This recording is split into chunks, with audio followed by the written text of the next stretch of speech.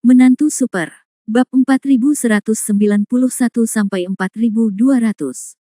Bab 4191 semuanya hilang. Bumi berguncang. Tenda hangat yang baru saja didirikan Su Yingxia dan Ziking, tetapi hampir tidak ada yang menikmatinya, hancur total oleh guncangan hebat, dan kemudian terkubur di dalam tanah oleh tanah pegunungan yang terangkat. Su Yingxia sangat cemas, karena ini adalah kediaman yang khusus dibangun untuk Han Sanqian. Namun, sekarang itu bahkan tidak bertahan sedetik pun, dan hilang sama sekali. Su Yingxia ingin menariknya keluar dari kuburan, tetapi Ziking meraih lengannya erat-erat dan menggelengkan kepalanya dengan putus asa. Saudari Yingxia, jangan mengambilnya. Bumi berguncang terlalu keras sekarang.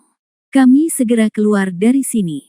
Melihat sekeliling, karena ledakan besar ini, tanah langsung terangkat beberapa meter, meledak ke segala arah, sangat berbahaya.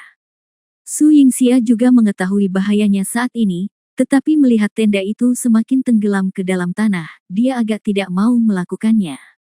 Ziking patah hati dan terbang ke udara bersama Su Yingxia. Namun bebatuan dan puing-puing di tanah masih terus terlempar ke udara dari waktu ke waktu, yang sangat berbahaya. Selain itu, baru setelah Ziking muncul barulah dia menyadari bahwa ada turbulensi di udara. Untuk sementara waktu, situasi kedua wanita itu tidak mudah. Saat Ziking sedang sibuk, tiba-tiba, sebuah batu besar terangkat dari tanah oleh gelombang kejut dan menyerang kedua wanita itu. Ketika Ziking menemukannya, beberapa batu besar sudah berada dalam jarak 1 atau 2 meter dari sisinya, dan tidak mungkin untuk memblokir semuanya tepat waktu. Dia hanya bisa secara tidak sadar memblokir Su Yingxia di belakangnya dan menahan serangan dari batu itu untuknya. Ledakan. Terdengar suara keras, dan semburan energi langsung meledakkan beberapa energi di depannya hingga berkeping-keping. Ziking nyaris lolos dari bencana, tetapi ketika dia menoleh ke belakang, dia melihat bahwa itu adalah bayangan hitam. Senior, kata Ziking mendesak.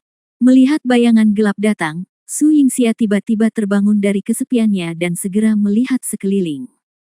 Bayangan hitam itu melihat sekeliling dan berkata dengan mendesak, tempat ini akan runtuh. Gadis-gadis, demi keselamatan kalian, harap segera pergi dari sini. Runtuh. Mendengar dua kata ini, kedua wanita itu terkejut. Secara alami, mereka semua memahami apa yang disebut dengan keruntuhan. Bagaimana dengan 3000? Su Yingxia bertanya. Runtuhnya zona kematian berarti hal-hal yang mendukungnya sama sekali tidak efektif. Black Shadow melirik kedua wanita itu, berhenti, dan melanjutkan, ini juga berarti Han Sanqian berhasil atau gagal. Dengan jawaban seperti itu, kedua wanita itu jelas tidak merasa nyaman. Terlebih lagi, menilai dari nada kata-kata He Ying, kedua wanita itu merasa bahwa segala sesuatunya mungkin condong ke arah yang terakhir. Kalau tidak, mengapa dia begitu ingin mengeluarkan mereka dari sini?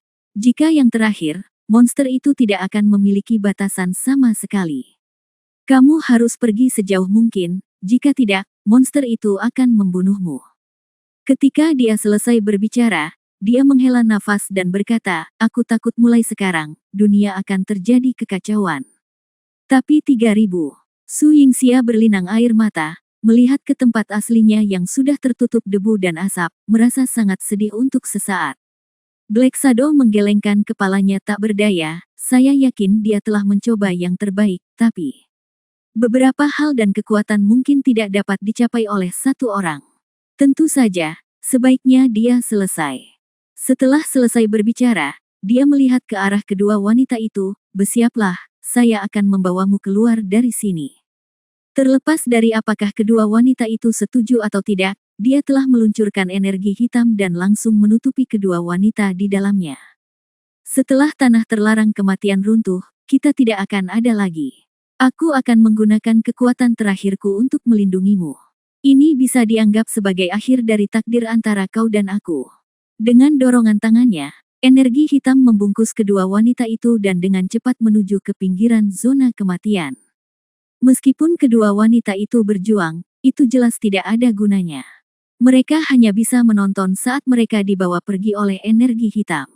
Saat kedua wanita itu berjalan semakin jauh, semakin banyak ledakan terjadi di balik bayangan hitam yang menyaksikan mereka pergi, dan akhirnya debu dan asap yang mengepul menyelimuti dirinya sepenuhnya. Setelah itu, ledakan yang lebih besar terjadi di seluruh zona kematian. Bab 4192, Pertemuan di luar negeri. Ledakan. Di luar zona kematian, Peigu dan lainnya yang belum pergi jauh juga langsung tersungkur ke tanah oleh gelombang besar yang ditimbulkan oleh ledakan super tersebut. Sekelompok orang miskin telah ditempatkan di luar entah sudah berapa hari. Setelah menunggu sekian lama, tidak ada pergerakan. Namun kini, mereka datang dengan sangat ganas sehingga sangat sulit bagi sekelompok orang untuk menghentikan mereka. Sekelompok orang naik dari tanah dengan rasa malu dan kebingungan, masing-masing dengan ekspresi bingung di wajah mereka. Peigu juga berdiri perlahan dengan bantuan beberapa orang. Setelah membersihkan kotoran dari tubuhnya, dia mengangkat matanya dan melihat ke area terlarang. Tuan, apa yang terjadi? Mengapa terjadi ledakan besar di kota kematian terlarang? Ya, ledakan besar sebesar ini terlihat sangat menakutkan. Tidak berlebihan untuk mengatakan bahwa menilai dari kemunculan ledakannya saja, saya khawatir seluruh tanah terlarang kematian akan musnah seluruhnya. Tuan, apa yang harus kita lakukan sekarang? Melihat situasi ini, apalagi orang-orang di dalam, kita bahkan tidak bisa berharap untuk melihat setengah dari makhluk di dalam. Tamu terhormat dan rombongannya seharusnya berada dalam bahaya. Ya, Patriark, meskipun banyak hal ajaib terjadi pada Han Guibin dalam uraian Anda, tanah terlarang kematian sungguh luar biasa. Memasukinya dan bertahan hingga sekarang adalah keajaiban tersendiri. Ya, Guru, mengapa kita tidak mundur saja? Mendengarkan perkataan bawahan di sekitarnya, Peigu tidak tahu harus berbuat apa untuk beberapa saat. Dari segi emosional, bagaimanapun juga, Han Sanqian adalah orang yang telah menginvestasikan begitu banyak sumber daya manusia, finansial, dan material, sepertinya dia tidak akan pernah mau menyerah begitu saja. Namun dari sudut pandang praktis, perkataan bawahan Anda bukannya tidak masuk akal. Dalam keadaan seperti itu, apakah telur An masih utuh? Jika kita terus menjaga di sini, itu tidak lebih dari sia-sia. Terlebih lagi, menurut surat keluarga, sekarang tempat ini telah dihancurkan, begitu monster yang bersembunyi di dalamnya pecah, itu akan menjadi kejadian yang sangat berbahaya bagi keluarga Pei. Memikirkan hal ini, Peigu menghela nafas dan mengangguk dengan tajam, kirimkan perintah segera dan kami akan segera mengungsi. Ya, bawahan mendengarkan perintah tersebut dan segera mulai membuat pengaturan. Tak lama kemudian, tim sudah siap dan menunggu pesanan. Setelah melihat lebih dalam ke tanah terlarang kematian untuk terakhir kalinya, Peigu menjadi tenang dan melambaikan tangannya, pulanglah. Ya, setelah menerima perintah, para bawahan berbalik dan mengikuti Peigu perlahan menuju mansion dan kota. Namun setelah berjalan beberapa langkah, tiba-tiba seseorang merasakan sesuatu terbang di atas kepalanya. Ketika mereka melihat lagi, ada sebuah benda hitam bergerak maju dengan cepat di langit. Apa itu? Ya. Apa itu? Sekelompok orang itu sedikit bingung, sedikit malu dan takut, namun masih ada sedikit rasa ingin tahu. Peigu tidak terlalu peduli dan buru-buru memimpin orang untuk mengejarnya. Namun, ketika sekelompok orang melakukan perjalanan melalui gunung dan sungai dan berlari selama hampir setengah jam, bayangan hitam akhirnya jatuh, namun hasilnya hampir membuat semua orang tercengang. Cahaya hitam menghilang, dan yang jatuh ke tanah bukanlah monster atau musuh, melainkan Su Yingxia dan Ziking yang mengikuti Han Sanqian. Nona Yingxia, Nona Ziking. Peigu terkejut melihat dua orang yang sangat mereka kenal, dan dia memimpin pasukannya dan bergegas. Melihat Peigu, atau melihat orang hidup, dan orang hidup yang dikenalnya, emosi Su Yingxia dan Ziking akhirnya menjadi sangat lega. Kepala klan Pei, Su Yingxia menjawab dengan lembut, menguatkan dirinya. Kenapa kalian hanya berdua dan 3.000 lainnya? Ngomong-ngomong, apa yang terjadi di dalam? Kenapa tiba-tiba terjadi ledakan sebesar itu? Peigu bertanya dengan bingung. Kesedihan meningkat lagi, dan Su Yingxia tidak tahu harus menjawab apa untuk beberapa saat. Ziking berhenti dan berdiri, segera setelah kami masuk, kami kehilangan kontak dengan saudara Sanqian. Dia pergi ke inti zona kematian. Namun, Kami tidak tahu persis apa yang terjadi di dalam. Pei Gu melihat wajah kedua wanita itu tidak terlalu bagus, dan dia sudah tahu bahwa sesuatu yang buruk mungkin telah terjadi pada Han San Qian. Lalu apa yang bisa kita lakukan? Maksudku, bisakah kita masuk dan membantu? Pei Gu bertanya, tidak mau melepaskan secercah harapan terakhirnya. Ziking menggelengkan kepalanya dan hendak berbicara. Tiba-tiba, pupil Su Yingxia tiba-tiba membesar tanpa batas. Semua orang melihat tatapannya dengan heran dan tidak bisa menahan perasaan bodoh untuk sesaat. Bab 4193 Tentara Setan. Lalu, apa itu? Ini. Semua orang membuka mulut mereka dan tidak bisa berkata-kata. Mereka semua tercengang oleh pemandangan di kejauhan di depan mereka. Meski begitu, jaraknya masih cukup jauh dari mereka. Di ujung terjauh, debu menekan dan bergulung masuk, tapi ini bukanlah yang paling menakutkan. Hal yang paling menakutkan adalah ada energi hitam yang tak terhitung jumlahnya mengalir menuju dasar di bawah. Berbeda dengan debu di atas, energi hitam ini jelas cukup murni, dan dalam energi hitam, terlihat lebih jelas lagi bahwa ada banyak monster yang bersembunyi di dalamnya, datang mengikuti tren. Di mana pasir kuning yang bergulung di langit. Jelas ada ribuan monster iblis di bawahnya. Sebagai kepala keluarga Pei Gu tidak bisa tetap tenang saat ini. Bahkan dia jarang melihat monster ganas seperti itu. Apa yang sebenarnya terjadi? Mengapa ada pasukan iblis yang begitu besar di daerah terlarang klan Pei kita, dan kita bahkan tidak mengetahuinya? Meskipun tanah terlarang kematian adalah kawasan terlarang, dan keluarga Pei tidak mengetahui banyak tentangnya, mereka masih dapat mengetahui beberapa informasi dasar. Tidak mungkin ada sekelompok monster sebesar itu di area terlarang. Namun, dalam lingkup pengaruh keluarga Pei dan begitu dekat dengan intinya, bagaimana mungkin ada invasi monster lain tanpa sepengetahuan keluarga Pei? Sekelompok orang saling memandang dengan bingung, sangat bingung dengan apa yang sedang terjadi. Tiba-tiba, mata Pei Gu melebar tiba-tiba, dan dia tiba-tiba mengerti, tidak banyak monster yang muncul begitu saja. Mereka semua adalah binatang buas di sekitar sini. Apa? Binatang? Area terlarang meledak, sehingga energi jahat di area terlarang menyebar dengan liar, dan benda-benda di sekitarnya terinfeksi dan diubah olehnya. Oleh karena itu, jumlahnya sangat besar, dan seperti jatuh dari langit. Pei Gu berkata dengan dingin. Ekspresi semua orang berubah ketika mereka mendengar ini, tapi setelah memikirkannya dengan hati-hati, apa yang dikatakan Pei Gu masuk akal. Pulanglah, teriak Pei Gu, menarik Su Yingxia dan Ziking dan berlari menuju kota utama. Para elit lainnya tidak berani mengabaikan dan mengikuti satu demi satu. Sekelompok orang berlari entah sampai kapan, sampai kota utama muncul di hadapan mereka, lalu mereka melambat. Perintahkan semua prajurit di kota untuk bersiap berperang. Pada saat yang sama, kita harus memberitahu mereka untuk melakukan yang terbaik untuk mencegah energi hitam memasuki kota untuk mencegah energi hitam menginfeksi orang-orang di kota kita. Pei perintah Gu. Selain itu, tentara harus berhati-hati dalam menghadapi monster yang terinfeksi dan menggunakan kota sebagai pertahanan. Ya, setelah memberikan instruksi kepada bawahannya, Pei Gu membawa Su Yingxia dan yang lainnya ke kota.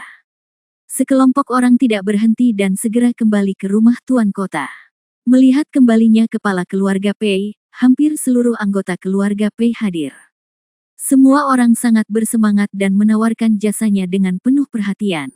Mereka mengatakan bahwa keluarga Pei menerobos area terlarang kematian dan menciptakan keajaiban. Namun, ketika mereka mendengar dari Pei Gu bahwa monster-monster itu sebenarnya adalah ketika mereka menuju kota utama, sekelompok orang segera tutup mulut. Meskipun keluarga Pei kuat dan memiliki banyak prajurit, sebagian besar prajurit sebagian besar ditempatkan di tepi wilayah pengaruh. Akan lebih mudah untuk bertahan melawan musuh asing tepat waktu, dan juga nyaman untuk mengirim pasukan dengan cepat saat menyerang. Namun karena itu, kota utama yang berada di tengah wilayah pengaruh relatif terpengaruh oleh keamanan medan. Sebenarnya tidak banyak pasukan yang dikerahkan, hanya sekelompok anak elit keluarga Pei. Tidak apa-apa berurusan dengan beberapa orang biasa, tetapi ketika Pei Gu membuka mulutnya, puluhan ribu monster muncul. Bagaimana ini bisa membuat orang merasa nyaman? Tuan, apa yang harus kita lakukan? Ya, ada puluhan ribu musuh, dan ini perkiraan konservatif Anda. Di mana kota utama kita bisa mengerahkan begitu banyak pasukan sekaligus? Sekelompok eksekutif keluarga Pei mengeluh berulang kali, karena ketakutan dengan situasi di luar. Ayah, jangan khawatir. Anak laki-laki itu akan segera memimpin pasukan untuk mempertahankan kota guna melindungi keamanan kota utama kita. Jika anak laki-laki itu ada di sana, kota itu akan ada di sana. Pei Hu berdiri. Dengan Pei Hu secara pribadi mengambil posisi untuk mempertahankan kota, Pei Gu secara alami merasa lega dan mengangguk. Oke, untuk memfasilitasi pertahanan kota Anda, para prajurit di kota untuk sementara siap membantu Anda. Ambil perintah dan berangkat langsung. Pei Hu mengangguk, mengambil pesanan dan pergi. Melihat Pei Hu keluar sendiri, para eksekutif keluarga Pei yang ketakutan merasa sedikit lebih nyaman. Bagaimanapun, banyak orang di keluarga ini yang masih memahami kemampuan Tuan Muda Pei. Tuan Muda Pei Hu masih sangat baik. Dia mampu menahan situasi di saat-saat kritis. Ya, nasib keluarga Pei masih bergantung padanya. Tidak seperti beberapa orang yang mengundang Dewa Wabah untuk kembali. Sekarang mereka sudah lebih baik, mereka hampir menghancurkan rumah kita. Setelah kelompok itu selesai berbicara, mereka secara kolektif memusatkan kebencian mereka pada Su Yingxia dan Putri Ketujuh. Bab 4194 dipermalukan. Putri Ketujuh tiba-tiba terlihat jelek, tetapi melihat begitu banyak eksekutif keluarga di sini, dia berhasil menahan diri untuk beberapa saat tanpa menjadi marah. Apakah Putri Ketujuh menjadi pendiam sekarang? Tentu saja dia tidak berani berkata apa-apa. Dia sangat bersemangat untuk memancing serigala itu masuk ke dalam rumah, tapi apa hasilnya? Sebenarnya, perkataan Tuan Pei masuk akal. Untuk mengusir mitra dengan ratusan ribu pasukan demi apa yang disebut Han San Qian, ini hanyalah kerugian besar bagi kami. Apalagi ini bukan itu saja, intinya adalah, orang yang kita bawa kembali sekarang tidak membawa manfaat sama sekali, hanya bencana yang tak berkesudahan. Kenapa dari zaman dahulu hingga sekarang, sebagian besar tanggung jawab pengelolaan sebuah keluarga atau negara dipegang oleh laki-laki? Wanita ini, terkadang kurang berpikir rasional. Dikatakan bahwa seorang wanita berbudi luhur jika dia tidak memiliki bakat, tetapi beberapa orang, meskipun mereka tidak memiliki bakat, menolak untuk mengaku kalah. Mereka ingin bertarung sampai mati, tetapi mereka mempertaruhkan masa depan dan nasib seluruh keluarga. Berhubungan dengannya. Ketika sesuatu terjadi saat ini, entah itu hanya renungan atau cara untuk melampiaskan amarah mereka, sebagian besar orang memfokuskan tembakan mereka langsung pada Putri Istana Ketujuh. Putri Ketujuh sangat sedih, tetapi dia tahu betul bahwa bantahannya kali ini tidak akan ada gunanya dan sia-sia. Tuan, bukankah masalah ini harus diselesaikan seperti ini saja? Namun bagi sebagian orang, atau beberapa hal, sudah ditakdirkan jika Anda menyerah, orang lain akan melupakannya. Sebaliknya, semakin Anda terlihat pengecut, penindasan yang terjadi akan semakin kejam. Tidak ada yang perlu dikatakan ketika melihat Putri Ketujuh. Tentu saja para pangeran itu tidak akan melepaskannya dan melepaskan kesempatan bagus seperti itu. Pei Gu sedikit terkejut saat mendengar ini, dia mengangkat matanya dan menatap Putri Ketujuh, matanya sedikit rumit untuk sesaat. Dia belum sepenuhnya kehilangan harapan pada Han San Qian, jadi kecil kemungkinannya dia akan menyalahkan Putri Ketujuh. Terlebih lagi, dalam analisis terakhir, dia tidak bertanggung jawab atas masalah ini. Tetap saja dialah yang pada akhirnya memutuskan untuk memilih Han San Qian. Namun, melihat betapa marahnya penonton, dia benar-benar tidak dapat berbicara mewakili Putri Ketujuh. Dia menghela nafas, melambaikan tangannya, dan hanya bisa membiarkan putrinya menyalahkannya. Oke, kita semua adalah satu keluarga, apa yang ingin kamu jelaskan? Tuan, Anda tidak boleh mengatakan itu. Tidak masuk akal jika Putri Ketujuh dibiarkan mengambil keuntungan dari hal-hal biasa. Tetapi ketika terjadi kesalahan, Tuan Pei lah yang harus memikul tanggung jawab, bukan? Benar, Putri Ketujuh tidak tahu di mana dia menemukan orang seperti itu. Dia mendominasi dan menuntut dalam kehidupan sehari-hari, dan dia bahkan membuat tuan mudaku malu di depan umum. Tapi apa yang terjadi pada akhirnya? Dialah yang membawa bencana bagi keluarga Pei kami, tapi yang sebenarnya terjadi adalah tuan muda yang membantu keluarga Pei kami berjuang sampai mati. Saya pikir, belum lagi tuan muda sendiri, bahkan kami yang lain pun akan merasa tidak berharga dan marah padanya ketika kami melihatnya. Sekelompok orang meraung keras, sepertinya mereka benar-benar tidak puas dengan tuan keluarga Pei, namun nyatanya mereka memanfaatkan kesempatan ini untuk meninggikan kedudukan tuan keluarga Pei dan menekan orang lain. Ketika sampai pada hal ini, Pei Gu merasa sedikit malu untuk sementara waktu. Tapi apa yang bisa dia lakukan sekarang? Sentimen publik telah meningkat, dan upayanya untuk menekan hal tersebut hanya akan melemahkan gengsinya dan membesar-besarkan kediktatorannya. Apa yang kamu inginkan dari Xiaoqi? Pada saat ini, Putri Ketujuh berdiri dan memandang semua orang dengan dingin. Sekelompok orang pada awalnya dikejutkan oleh auranya, tetapi segera mereka menyerang lagi. Putri Ketujuh, kamu adalah anak dari keluarga Pei, apa yang bisa kami lakukan padamu? Itu tidak benar. Kamu adalah orang kaya. Apalagi membahayakan keluarga Pei sekarang. Bahkan jika kamu begitu disengaja hingga ingin menyia-nyiakan nyawa seluruh keluarga Pei kami dengan sia-sia, kami tidak berani mengatakan tidak.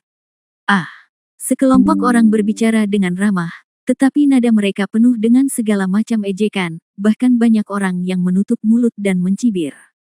Putri Ketujuh sangat marah, tapi di saat yang sama dia benar-benar tidak tahu bagaimana membantahnya. Setelah memikirkannya lama, dia berhenti dan berkata, masalah di tanah terlarang kematian mungkin bukan disebabkan oleh Han San Qian. Kamu hanya mengatakannya dengan kasar sekarang, jadi kamu tidak takut jika terjadi sesuatu, kami perlu Han San Qian datang. Bantu kami. Jika saatnya tiba, apakah kamu, yang mengatakan apa yang kamu katakan hari ini, masih berani meminta bantuannya? Begitu kata-kata ini keluar, semua orang tercengang, tetapi detik berikutnya, semua orang tertawa terbahak-bahak. Bab 4195 sekarang hanya rumput. Apa yang baru saja dikatakan Putri Ketujuh? Ups, aku juga tidak mendengarnya dengan jelas. Adakah yang bisa mengulanginya? Semua orang menertawakan kata-kata ini, dan bahkan Pei Gu memalingkan wajahnya saat ini. Ia bahkan tidak menyangka Han San Qian bisa membantu. Ia hanya berharap Han San Qian bisa kembali dengan selamat agar investasinya tidak hancur total. Ia sudah bersyukur. Setidaknya, ketika seseorang kembali, tidak peduli dia menjadi lebih kuat atau tidak, ini setidaknya merupakan investasi tersembunyi. Putri Ketujuh, apakah kamu sedang bermimpi?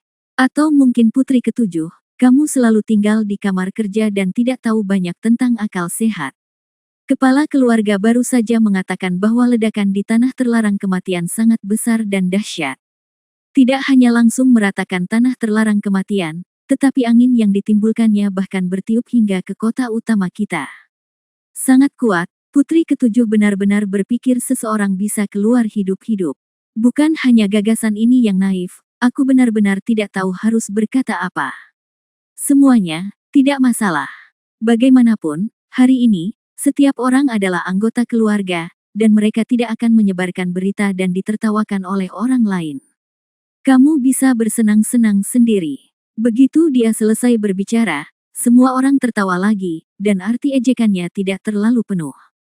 Oke, Putri Ketujuh, lelucon ini akan berakhir di sini. Meskipun keluarga Pei kita berada dalam situasi berbahaya, kita bukannya tanpa pasukan yang dikerahkan di sekitar kita.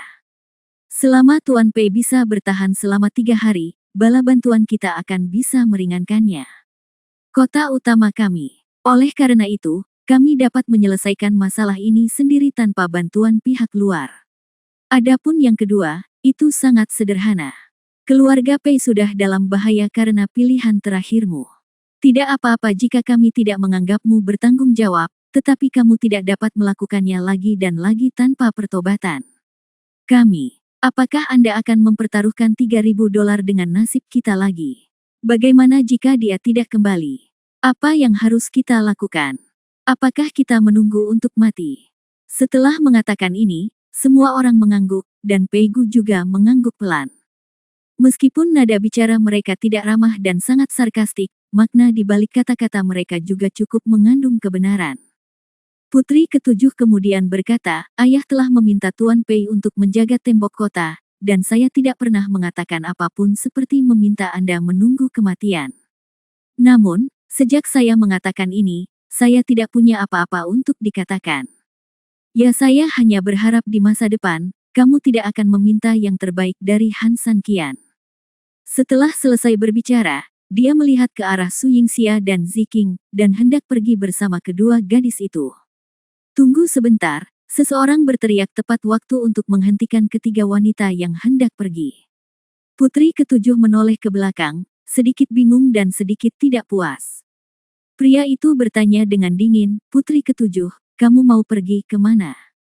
Kembalilah ke istana untuk beristirahat, kenapa tidak bisa? Jawab Putri ketujuh.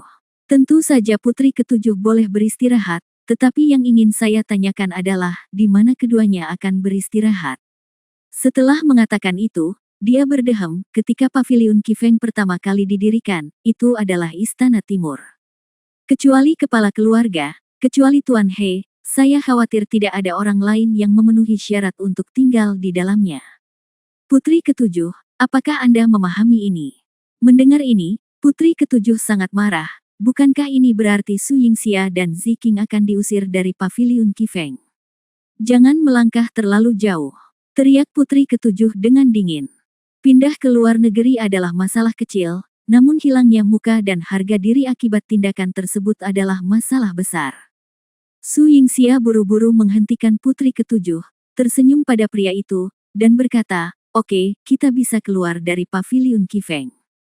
Ziking sedikit tidak sabar dan tidak mau menamparkan wajah seseorang, pihak lain menjelaskan bahwa itu memalukan. Tapi Su Yingxia dengan lembut menekan tangan Ziking yang impulsif dan menggelengkan kepalanya sedikit. Su Yingxia setuju, tetapi wajah pria itu tidak terlihat bagus.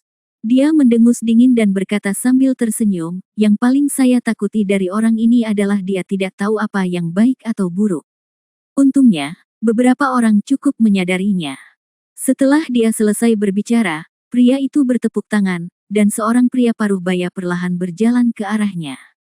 Bab 4196, atur kamar untukmu. Pria itu menundukkan kepalanya sedikit dan tidak berkata apa-apa.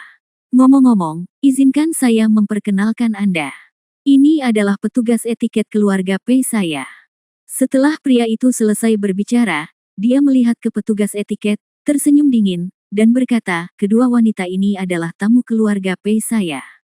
Anda sebagai petugas etiket keluarga Pei, Anda harus mengatur akomodasi untuk para tamu, bukan?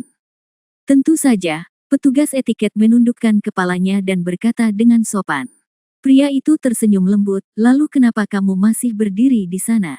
Kenapa kamu tidak segera membawa kedua tamu itu ke kamar tamu untuk beristirahat?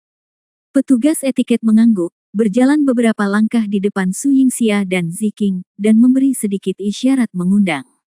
Ziking sangat marah, dan sekali melihat wajah pria itu memberitahunya bahwa dia tidak punya niat baik. Putri ketujuh secara alami mengetahui hal ini, dan dia segera melihat ke arah Pei Gu. Tapi Pei Gu benar-benar tidak berdaya saat ini. Dia menggelengkan kepalanya ke arahnya dan memberi isyarat padanya untuk tidak mengkhawatirkan hal itu. Meski menjengkelkan jika ada bawahan kecil yang berani bersikap sombong di hadapan penguasa kota, namun kejadian Han Sanqian sudah menimbulkan kemarahan semua orang. Saat ini, Pei Gu tak rela menimbulkan masalah karena sisa anggota keluarga Han Sanqian. Oleh karena itu, daripada melakukan hal ini, lebih baik mengurangi satu hal dan setidaknya mencapai stabilitas keluarga sendiri. Su Yingxia tersenyum lembut dan tidak mengambil hati sama sekali, kalau begitu saya akan meminta petugas etiket untuk memimpin. Petugas etiket mengangguk, dan perlahan menuju ruang tamu bersama kedua wanita itu. Melihat kedua gadis itu pergi, putri ketujuh akhirnya tidak tahan lagi dan buru-buru berjalan ke arah Pei Gu. Ayah, untuk hal seperti itu, kamu. Cukup, Kier. Jarang sekali Nona Su bersikap bijaksana. Masalah ini akan berakhir di sini. Jangan membuat masalah lagi. Tapi, putri ketujuh ingin mengatakan sesuatu yang lain. Namun, Pei Gu sudah melambaikan tangannya dan menghela nafas, hal terpenting saat ini bukanlah membahas hal lain, tapi keamanan kota utama. Setelah menyelesaikan kata-katanya, Pei Gu melambaikan tangannya dan memberi isyarat agar semua orang terus maju. Putri ketujuh tidak punya pilihan selain mundur dari istana bersama orang lain. Namun, meski mereka bersama, ekspresi mereka berbeda. Orang-orang itu jelas sangat bangga, tetapi putri ketujuh hampir kecewa. Ketika mereka sampai di pintu masuk istana, sekelompok orang memandang ke arah putri ketujuh, jelas-jelas mencibir, lalu berjalan pergi. Putri ketujuh mengerutkan kening, sedikit bingung apa tujuan dari cibirannya. Namun, karena pihak lain telah pergi, dia tidak terlalu memikirkannya. Dia menghela nafas dan berjalan menuju kediamannya. Saat ini, Su Yingxia dan kedua gadis itu berada di sisi lain. Mengikuti petugas etiket, mereka berjalan melewati beberapa aula dan berjalan menuju ruang tamu istana Tuan Kota. Meski ukuran dan kemewahan kamar di sini tidak bisa dibandingkan dengan paviliun Qifeng, namun tetap bersih dan elegan. Agak tidak nyaman diusir dari paviliun Qifeng, tapi ruang tamu setidaknya memberinya kenyamanan. Tinggal di sini sebenarnya tidak terlalu buruk. Namun yang sebenarnya tidak disangka kedua wanita itu adalah petugas etiket mengajak mereka tidak berhenti di ruang tamu, melainkan hanya lewat sini dan berjalan lebih dalam. Ziking tidak tahan lagi dan bertanya, "Tuan Li, bukankah itu ruang tamu tadi? Mengapa kita tidak berhenti dan masih masuk?"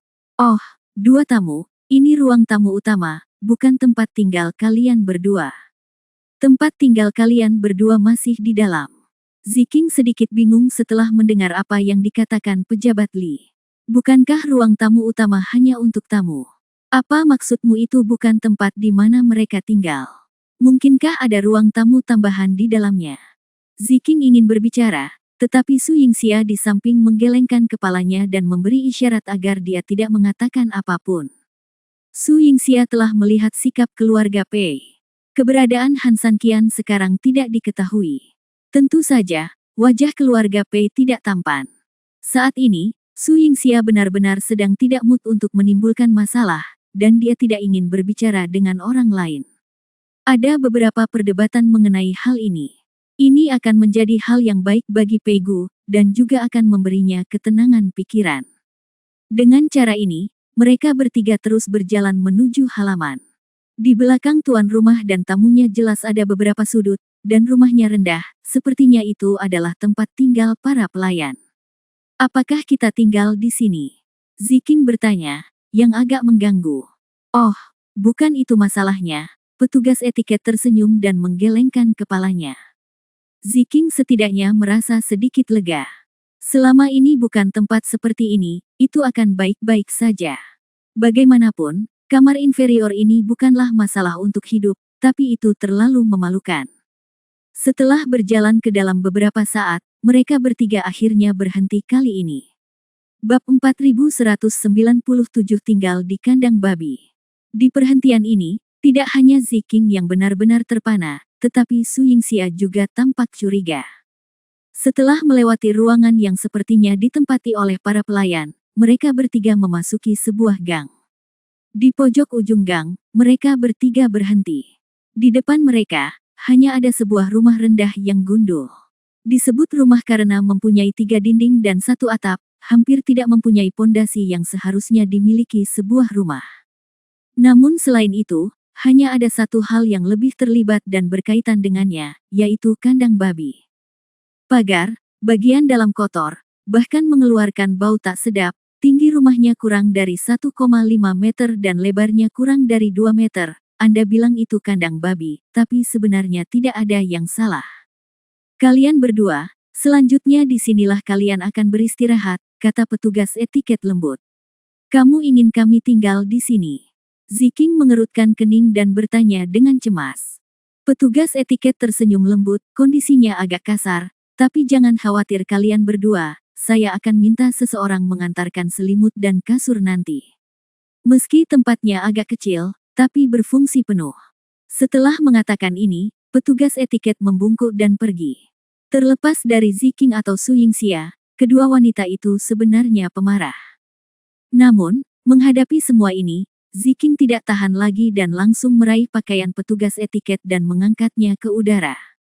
Katakan lagi apa yang baru saja kamu katakan, apakah kamu ingin kami tinggal di sini? Meskipun secara perawakan, sebagai petugas etiket keluarga Pei, dia jauh lebih tinggi dari Ziking, namun dalam menghadapi kekuatan absolut, dia tetap diangkat oleh Ziking seperti ayam dengan satu tangan. Dia melepaskan diri dengan panik, hanya untuk menemukan bahwa meskipun Ziking adalah seorang wanita, tangannya yang memegang tangannya tidak bergerak sama sekali. Dia sekarang cemas, "Nak, tolong lepaskan, tolong lepaskan.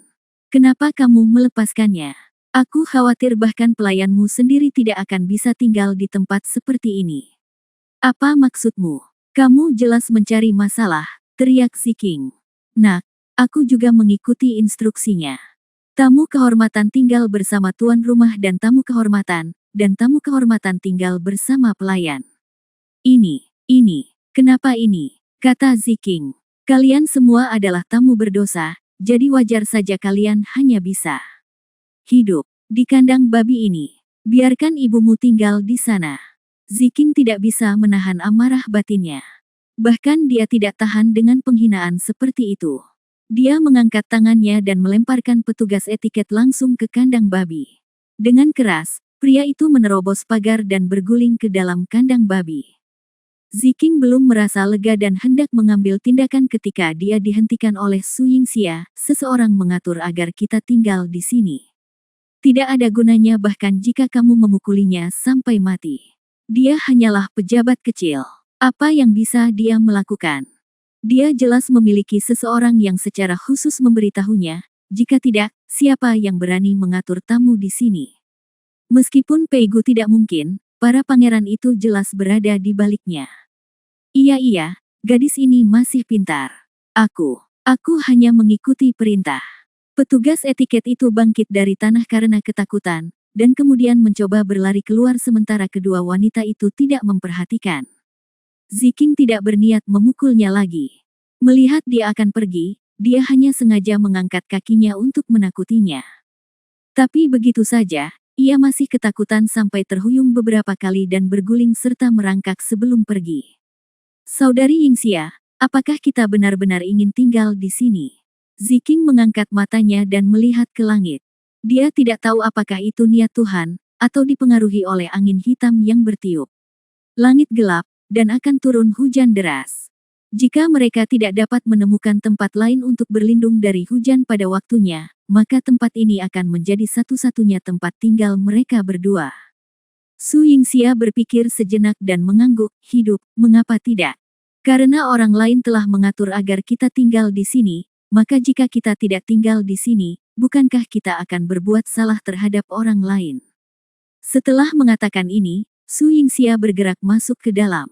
Ziking buru-buru menghentikannya, "Tetapi saudari Yingxia, di sini bau dan kotor." Su Yingxia tersenyum lembut, "Kamu harus menanggung kesulitan untuk menjadi seorang master. Jika San Qian pergi, kami akan berusaha menimbulkan masalah sesedikit mungkin padanya.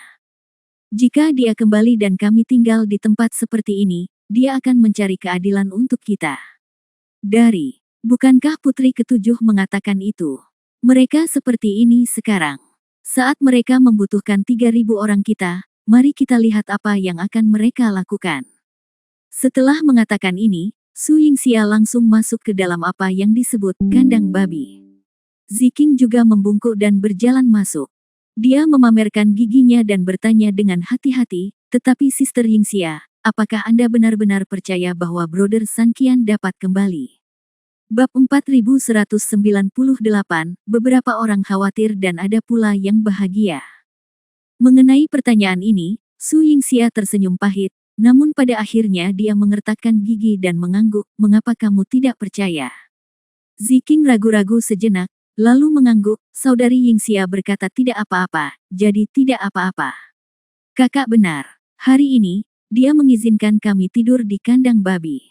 Ketika saudaraku San Qian kembali di masa depan, mereka akan menjadi 8 orang. Bahkan jika kursi sedan ingin membawa kita, itu pasti mimpi. Kedua wanita tersebut tampak tidak puas, namun nyatanya di balik ketidakpuasan tersebut juga terdapat kesedihan dan ketidakberdayaan. Mungkin, Mereka juga menganggap ini sebagai satu-satunya alasan dan alasan kegigihan mereka. Su Yingxia hanya membersihkan kandang babi tersebut, meskipun kotor dan bau, namun tetap menjadi tempat tinggal mereka. Setelah itu, kedua wanita tersebut mengambil alih tempat tidur mereka sendiri dari tangan para pelayan yang diutus oleh petugas etiket. Mungkin karena dia telah dipukuli, petugas etiket merasa bersalah, atau mungkin karena dia sedikit takut dengan apa yang disebut kembalinya Han San Qian. Meskipun tempat tidur yang dikirim oleh seseorang tidak baru, setidaknya bersih. Setelah melipat kasur, kedua wanita itu duduk dengan tenang. Tidak ada cara untuk berbaring, sudut ruangan tidak cukup untuk melebarkan kaki panjang kedua wanita tersebut, mereka hanya bisa duduk meringkuk, menunjukkan kesepian dan ketidakberdayaan mereka. Merayu. Hampir di saat yang bersamaan, terdengar suara keras di tembok luar kota. Pasir kuning memenuhi langit, dan udara hitam masuk. Ketika orang-orang dari keluarga Pei dengan enggan membuka mata mereka dari pasir kuning, mereka melihat lebih dekat dan menemukan bahwa yang tersisa di angin adalah puluhan ribu binatang yang sangat gelap. Dibandingkan dengan penampilan mereka sebelumnya, mereka saat ini sangat ganas, dengan taring panjang dan mata berdarah. Ketika melihat manusia, mereka tampak seperti anjing lapar yang telah melihat makanan selama bertahun-tahun. Mereka dengan panik mencoba memanjat tembok kota, dan mereka yang tidak bisa memanjat dengan gila-gilaan mencoba menabrak tembok kota. Bahkan tembok kota setebal beberapa meter tidak dapat menunjukkan kekerasannya dalam menghadapi tabrakan gila dari kelompok binatang hitam yang hampir gila ini. Mereka gemetar dan batu bata berjatuhan dalam tabrakan yang terus-menerus. Pei Hu berdiri di atas tembok kota, memandang ke bawah dengan acuh tak acuh pada puluhan ribu binatang buas di bawah kota. Wajahnya serius, dia mengangkat tangannya sedikit dan berteriak dengan suara dingin, "Rekan prajurit, minum." 10.000 orang berteriak bersama. "Lawan musuh dari luar, lindungi rumah dan negaramu, bunuh aku." Pei Hu berteriak dengan marah dan tiba-tiba melambaikan tangannya yang terangkat. Ledakan. Ribuan genderang dibunyikan. Membunuh. Semua pasukan minum bersama. Detik berikutnya, di tembok kota, panah panjang ditembakkan, batu-batu besar dilepaskan dengan liar, dan energi sihir diledakkan secara acak. Bang bang bang. Ada suara keras di luar kota, dan binatang hitam yang tak terhitung jumlahnya dengan cepat terbunuh dalam serangan itu. Namun, banyak monster yang benar-benar marah dengan tindakan ini, dan mereka bahkan menggunakan semua metode yang mungkin untuk menyerang tembok kota dan orang-orang di tembok. Untuk sementara waktu, perang memasuki tahap panas. Ada pertempuran seperti itu di luar kota. Bagi masyarakat di kota utama yang sudah lama tidak melihat perang, hal ini memang agak menakutkan dan membuat depresi, namun nyatanya kebanyakan dari mereka selalu bisa menjaga tingkat rasionalitas tertentu. Dan ketenangan. Mengambil langkah mundur, ini adalah kota utama. Meskipun jumlah pasukannya tidak terlalu banyak, semua elit keluarga Pei ada di sana, yang mengejutkan tetapi tidak berbahaya. Selain itu, mereka juga mendengar bahwa orang yang mengawasi pertempuran kali ini adalah tuan muda dari keluarga Pei, jadi pertempuran ini sama sekali tidak ada masalah bagi mereka. Malam telah tiba, dan perang belum berhenti, namun kehidupan setiap orang tidak terpengaruh sama sekali, dan mereka tetap menjalani kehidupan sebagaimana mestinya. Di sisi lain, rumah besar di kota saat ini sedikit berbeda. Di dalam mansion, tidak ada lagi ketegangan dan depresi yang sama seperti hari ini, tidak ada alasan lain selain itu. Setelah beberapa jam perlawanan, meski anggota elit keluarga Pei menderita korban, situasi umum masih terkendali. Sederhananya, setelah pertempuran ini, pasukan keluarga Pei yang dipimpin oleh Pei Hu mendapat sedikit kemenangan. Setelah beberapa jam pertempuran sengit, pertempuran di luar kota untuk sementara terhenti. Tentu saja, Pei Hu, pahlawan pertama, kembali ke kota untuk beristirahat sementara di bawah perlindungan bawahannya. Para pangeran sengaja menyiapkan makan malam. Mereka bilang itu untuk memberi Pei Hu sesuatu yang enak untuk dimakan dan memulihkan kekuatannya. Tapi sebenarnya itu untuk mengambil kesempatan ini untuk pamer di mansion. Ini adalah kesempatan langka untuk memberitahu semua orang di keluarga Pei siapa masa depan keluarga Pei.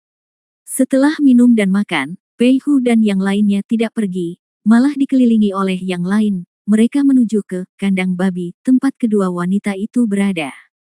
Bab 4199 Harimau yang Bangga. Sekelompok orang membuat suara keras dan tertawa terus-menerus. Di kandang babi, Su Yingxia dan Ziking sendiri kurang istirahat, terutama karena Tuhan sepertinya tidak baik hati hari ini, dan ada banyak tetesan air hujan yang jatuh di kandang babi ini. Waktu. Saya tidak tahu apakah ini kebetulan, atau disebabkan oleh badai pasir yang kuat. Mendengar suara itu, kedua wanita itu terbangun. Melihat kembali keluar rumah, saya melihat Pei Hu dan rombongannya perlahan berjalan menuju sisi ini. Ziking tanpa sadar berdiri, mencoba menghalangi bagian depan Su Yingxia, tetapi Su Yingxia menggelengkan kepalanya, berdiri, dan melindungi Ziking di belakangnya. Sekelompok orang berhenti di depan kedua wanita itu.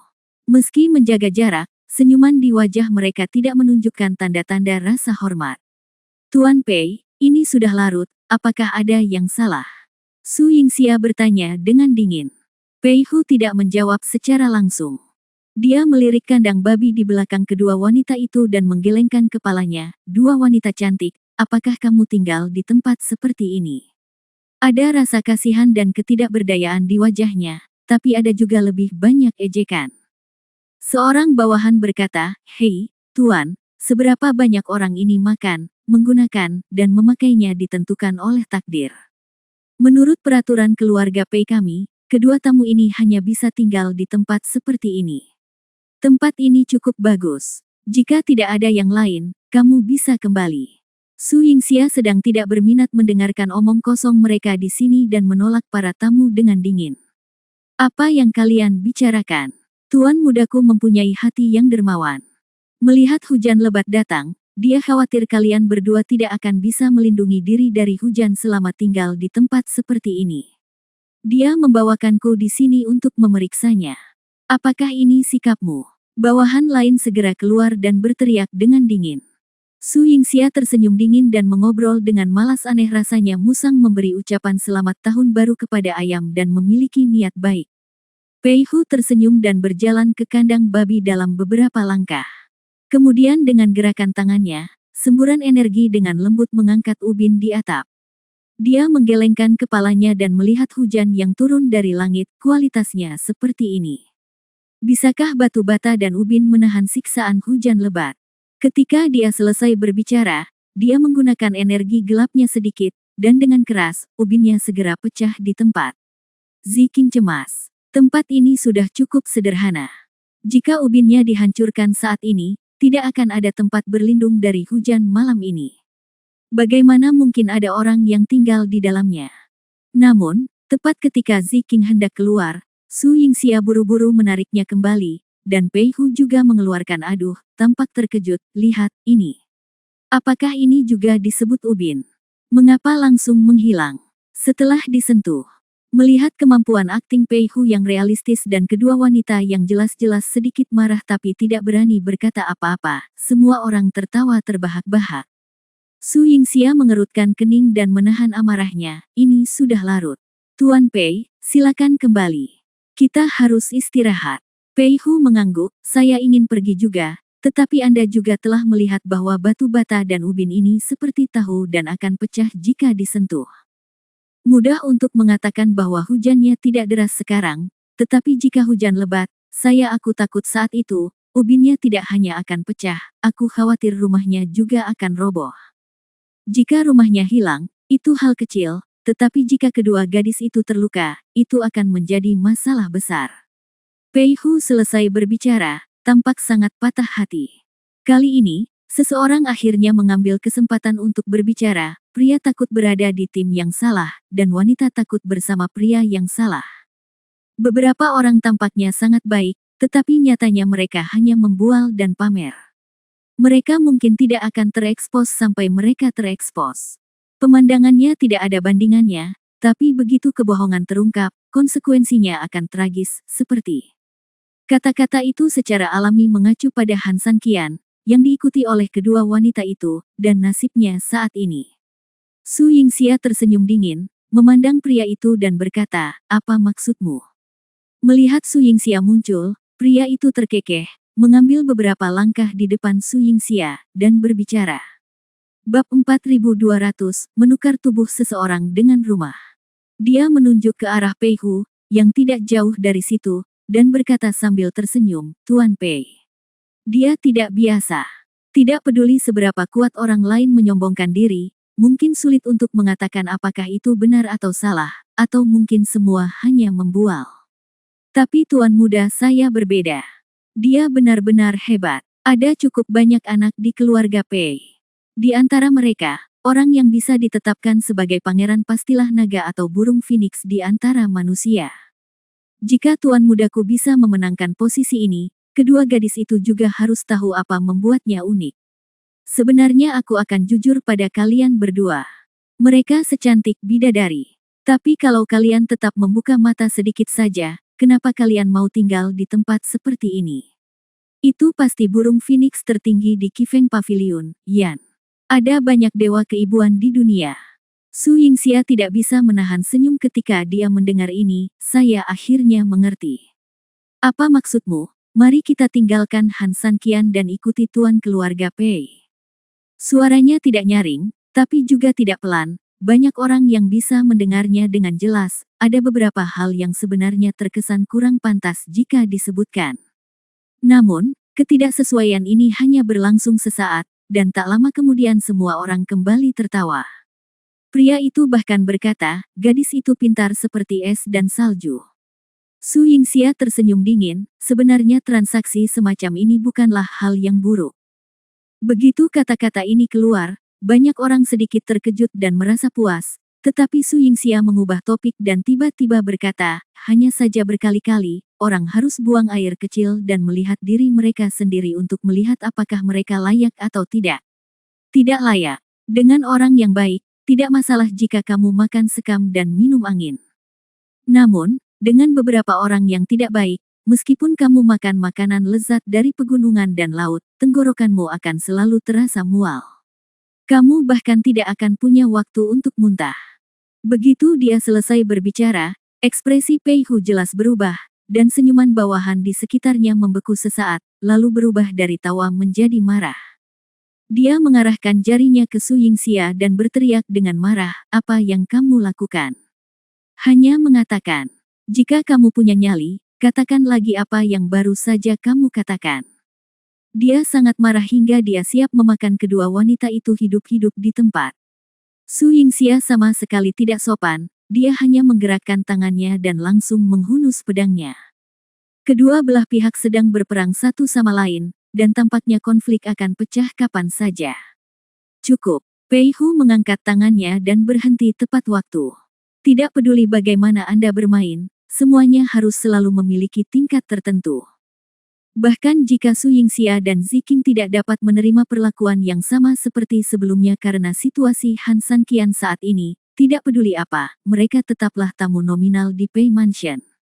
Jika pedang dan senjata digunakan, dan jika berita menyebar, keluarga Pei nyalah yang akan merasa malu dan kasar. Oleh karena itu, bila diperlukan, Pei Hu harus mencegah penyebaran situasi. Namun, gerakan besar tidak mungkin dilakukan, namun gerakan kecil juga bukan tidak mungkin. Dia berjalan ke arah Su Yingxia dalam beberapa langkah dan mendorong bawahannya menjauh dengan satu telapak tangan, kamu hanyalah pelayan yang tidak berguna, apakah kamu berhak berbicara di sini? Entah itu kandang babi dan anjing atau tinggal di kandang babi, mereka semua adalah tamu keluarga Pei, mengerti? Bawahan itu menundukkan kepalanya, mengangguk, dan mundur sedikit, saya mengerti. Saya hanya merasa tidak layak untuk tuan muda. Apa yang tidak sepadan? Di dunia ini, jika setiap orang cukup pintar, orang-orang di dunia ini tidak akan terbagi menjadi 3, 6, atau 9 tingkat. Anda perlu memahami kebenaran ini dan menenangkan pikiran Anda. Kata-kata ini sepertinya mendidik bawahan, tetapi siapapun yang memiliki sedikit otak akan tahu bahwa kata-kata itu sebenarnya menyindir bahwa Su Yingxia dan yang lainnya tidak cukup baik. Su Yingxia terlalu malas untuk berdebat. Selama dia tidak melewati batas, dia tidak ingin menimbulkan lebih banyak masalah, jadi dia berkata, Tuan Pei, setiap orang memiliki takdirnya sendiri. Ini sudah larut malam dan hujannya deras. Kami benar-benar tidak tertarik mendengarkanmu menguliahi bawahanmu. Benarkah? Haruskah kamu pergi sendiri, atau haruskah aku membiarkan Ziking mengantarmu? Pei Hu tersenyum dingin dan mengeluarkan perintah lain untuk mengusir para tamu. Oke, karena Nona Su telah mengusir kita 2 kali berturut-turut, aku khawatir kita akan merasa sangat tidak nyaman jika tidak pergi sekarang. Namun, kamu selalu menjadi tamu keluarga Pei. Setelah selesai berbicara, Pei Hu memandang bawahannya, baru saja, saya tidak sengaja memecahkan ubin di atap kedua rumah tamu itu. Hujan hanya akan semakin deras malam ini. Untuk mencegah para tamu jatuh sakit. Hujan, bagaimana kalau kamu mendengarkan? Oke, setelah kita pergi, kita akan memperbaiki atap kedua tamu itu. Jika ada yang salah, aku akan meminta pertanggungjawabanmu. Setelah selesai berbicara, Pei Hu mencibir dan memberi hormat pada Su Yingxia dan yang lainnya, lalu berbalik dan pergi bersama yang lainnya. Meskipun Su Yingxia tidak bisa melihatnya, dia bisa menebak bahwa wajah Pei Hu akan sangat berbeda saat dia berbalik. Benar saja, 7 atau 8 bawahan yang ditinggalkan untuk memperbaiki atap kini memiliki cahaya dingin yang berbeda di mata mereka.